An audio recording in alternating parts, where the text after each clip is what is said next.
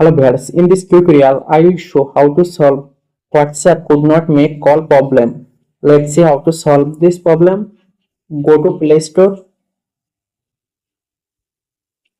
click on search bar and search WhatsApp.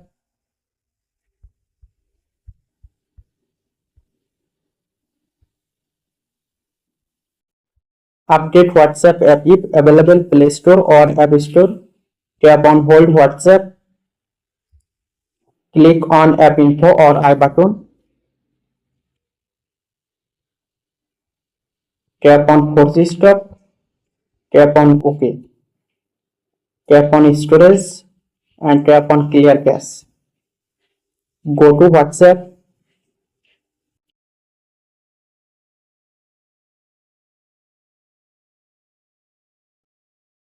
Now call problem solved.